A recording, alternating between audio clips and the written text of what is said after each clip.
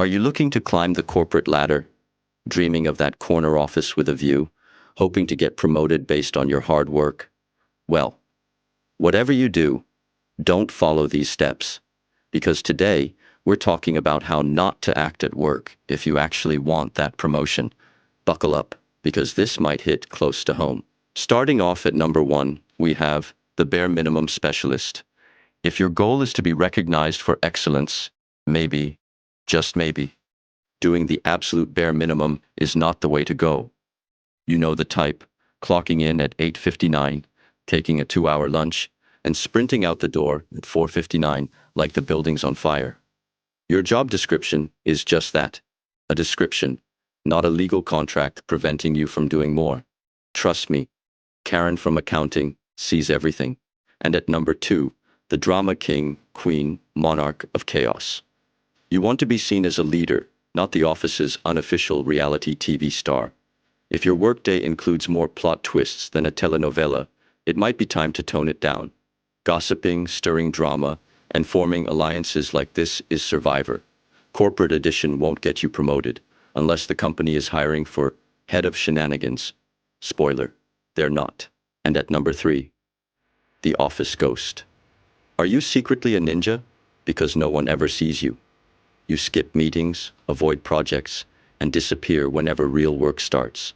You might as well start communicating with your boss via mystical riddles, because you're just that hard to find. Pro tip: if they forget you work there, they'll also forget to promote you. Simple math. And at number 4, the excuse machine 3000. There's an art to dodging responsibility, and some people have a PhD in it. Oh, I didn't get that email. The Wi-Fi was down. Mercury was in retrograde. Listen, unless your job is literally excuse development, your boss probably isn't buying it. Promotions are for problem solvers, not problem creators. Sorry, buddy. And at number 5, the I deserve this delusionist.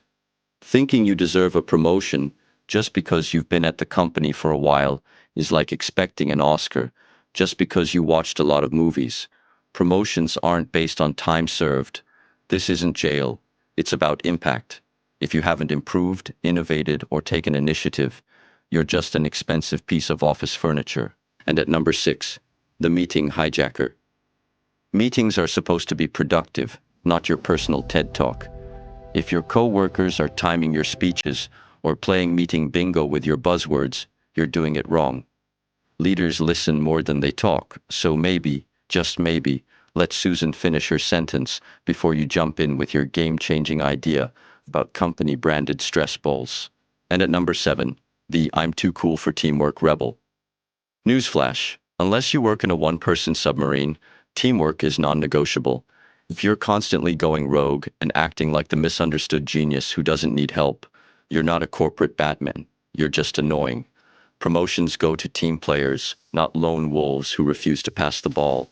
It's a workplace, not a solo mission to Mars.